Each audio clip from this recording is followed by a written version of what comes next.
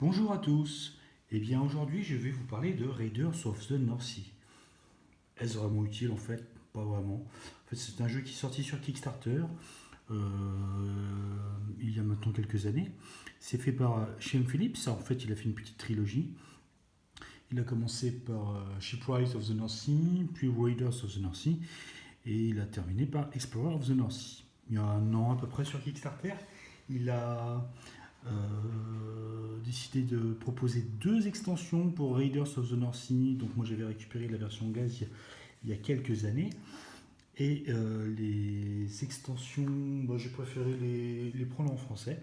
Donc je vais vous proposer les extensions là pour un petit peu ce qu'il y a dans les deux boîtes d'extensions. Alors j'ai certes un jeu en anglais, mais en fait grâce à la localisation par Pixie Games, hein, vous avez possibilité de récupérer les cartes en français. Donc les deux extensions qui sont à notre disposition sont les Champs de Gloire et la Taverne des Héros. Je vais commencer par les Champs de Gloire parce que je pense que c'est l'extension la plus intéressante. Elle a un petit peu moins de matériel que la Taverne, mais je pense que le jeu est moins... comment dire? Le jeu est plus équilibré. Donc, bon, classique livre de règles. Alors les deux livres de règles, en fait, c'est des livres de 8 pages. C'est écrit plutôt gros, le livre n'est pas très très grand, donc c'est relativement rapide à comprendre. Deux punchboards, en fait les punchboards permettent par joueur de récupérer cette partie-là, là, qui vont permettre lorsqu'on rencontre des jarls de décider ce qu'on va en faire. Donc on peut soit les attaquer pour les tuer, soit les soudoyer pour les engager, soit simplement les fuir, et dans ce cas-là on perdra un petit peu de points de gloire. Un petit plateau que l'on vient positionner. Alors, je ne sais pas si j'ai le recul, le voilà. Qu'on viendra positionner sur le côté droit du plateau de jeu avec une nouvelle piste de score, qui est justement la piste de gloire. On va progresser sur cette piste de gloire en fonction, en fait, lorsqu'on attaque des monastères ou des forteresses, on va, s'il nous reste des points de force au-delà de la valeur maximum de force à atteindre, ça va nous permettre de récupérer donc des points de gloire, et on pourra progresser sur cette piste de gloire qui nous permettra de scorer plus de points de victoire encore une fois à la fin de la partie. Et puis il y a trois autres emplacements supplémentaires pour pouvoir attaquer. Donc qu'est-ce qu'on a d'autre? On a des champs de blessures. Lorsqu'on se bat contre les jarls, en fait on va récupérer ces jetons de blessures sur nos cartes d'équipage. Et malheureusement ça ne tue pas les équipages, mais ça baisse leur puissance. Ce qui fait qu'après il va falloir bien jouer avec les différentes cartes à notre disposition pour pouvoir retirer les blessés, qui nous apportent moins de puissance offensive. Donc ça c'est pour comptabiliser les points de blessure. Ça ce sont les petits jetons Jarl. Alors un peu comme les Valkyries ou tous les autres éléments du jeu, on les met au début de partie dans le sac avant de constituer les différents butins de chaque case. Et donc quand on fait un raid sur une zone sur laquelle il y a un ou plusieurs jetons Jarl, il va falloir piocher les cartes Jarl et les affronter. Ou ou les engager ou les fuir. Donc pour ça on a aussi quelques petits jetons supplémentaires, vu qu'on va avoir des places supplémentaires pour attaquer. Les trois fameux hameaux, il va falloir mettre des jetons dessus. Il y a un petit jeton noir parce que cette extension permet de rajouter un joueur, donc de passer à 5 joueurs. Ici ça va être le joueur orange. On récupère aussi des marqueurs de score pour tous les autres couleurs joueurs pour cette piste de gloire. Et enfin, des nouvelles cartes, je ne sais pas encore ouvertes. Alors justement dessus il devrait y avoir les formes de Jarl. Donc, je suppose que c'est ces fameuses cartes là. Voilà, Jarl Brenna. Avec une façon de scorer en fin de partie. Et je pense quand on le combat, ce qu'on gagne. Il y a aussi classiquement des cartes supplémentaires à mettre dans le paquet. Donc là, l'homme fort, son bouge pour 4 points de force. Après, ça joue classiquement avec un petit logo pour pouvoir distinguer les cartes de base des autres. Les Jarls n'ont pas le même dos. Donc des nouvelles cartes, tout ça c'est très bien. Et enfin,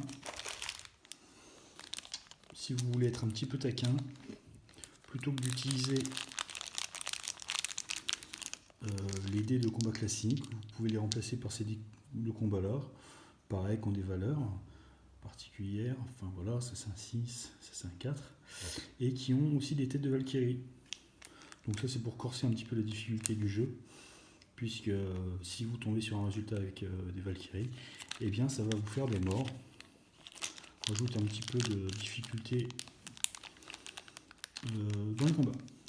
Donc ça c'est la première extension donc. Bon, j'ai déjà oublié le nom, donc les champs de gloire. Je pense que c'est la première extension à récupérer.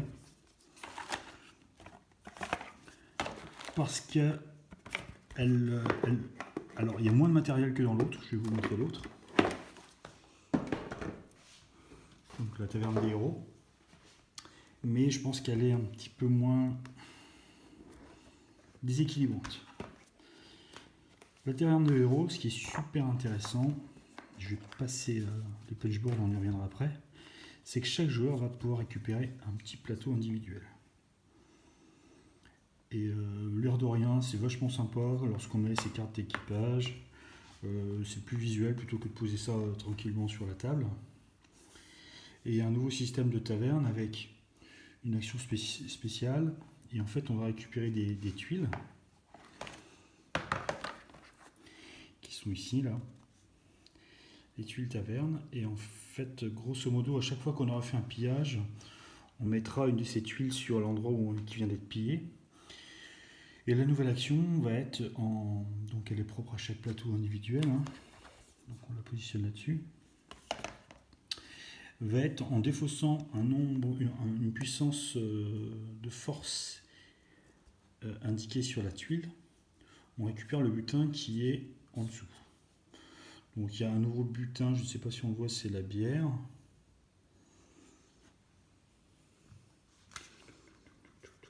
Je la cherche, je la vois pas. Et en fait, ce que je trouve pas particulièrement bien dans cette extension, c'est que donc les gens qui vont avoir déjà fait le butin d'une zone de jeu, de lieu avec les désavantages que ça peut avoir, c'est-à-dire la perte d'équipage, s'il y a des Valkyries, des choses comme ça. Derrière, il suffit juste de passer derrière, défausser une ou deux cartes, et puis on récupère des trucs sympas quand même. On peut récupérer de l'or, qui est quand même une denrée plutôt difficile à récupérer. On peut récupérer du bétail. Bref, ça nous permet de plus facilement de récupérer des ressources où généralement on trime un peu pour les récupérer. Voilà. Donc comme ça, on a 3 punchboards de ce type là. Donc toujours la même chose, hein. Derrière vous pouvez le voir, ces nouvelles tuiles, je ne sais plus comment elles s'appellent, c'est pas des butins, c'est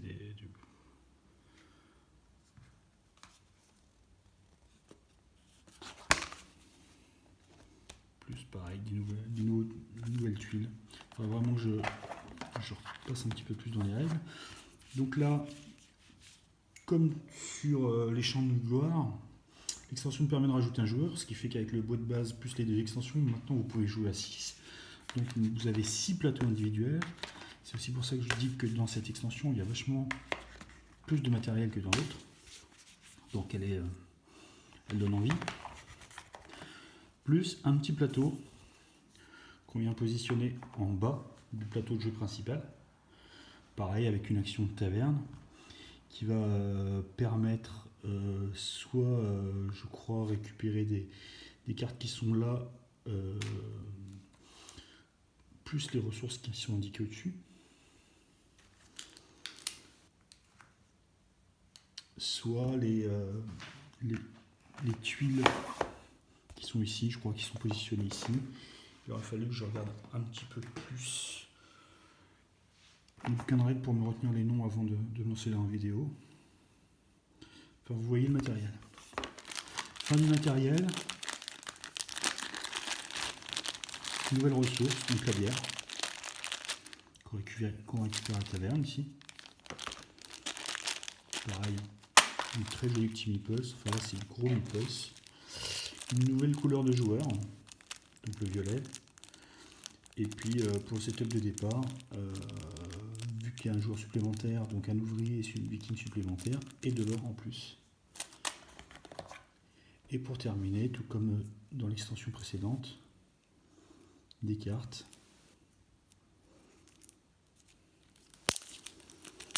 Alors déjà on voit qu'il y a une petite carte de mise en place, ça c'est toujours sympa. Bon, même avec l'ouverture facile ça va pas super bien. Donc pareil, de nouveaux vikings. Après à vous de voir. Petite carte pour résumer le scoring de fin de partie. Apparemment il y en a peut-être une par joueur. Le nouveau bateau pour le joueur violet.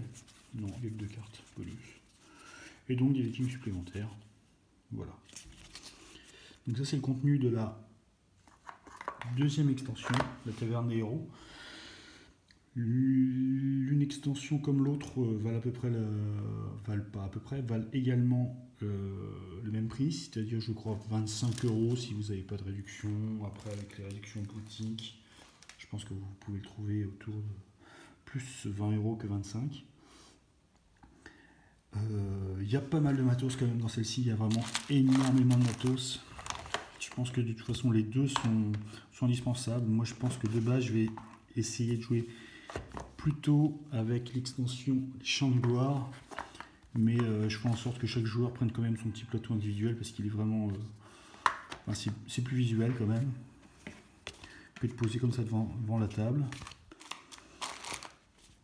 Dernière petite chose, bon, malheureusement chez Philips étant je crois néo-zélandais, il a adopté un format de carte un peu particulier pour son jeu. C'est un format un peu particulier. On a du mal à trouver des protège-cartes pour ceux qui, comme moi, aiment bien protéger leur jeu. Donc moi je vous conseille, alors c'est un petit peu cher de récupérer des protège-cartes chez Swanpan Asia en fait. Ça va bien protéger votre jeu. C'est un format, il faut le mesurer, mais je crois que c'est un 54-84, quelque chose comme ça. Ça nous fait vraiment, je vais essayer de vous montrer, voilà, sur jeu de base, c'est vraiment pile poil la taille. Donc je vous recommande grandement d'essayer de récupérer ce type de protège-cartes. Je ne connais aucune boutique en France qui en fait. Il faut plutôt lorgner vers l'Allemagne pour pouvoir récupérer ce type de protège-cartes et bien surveiller les sites allemands.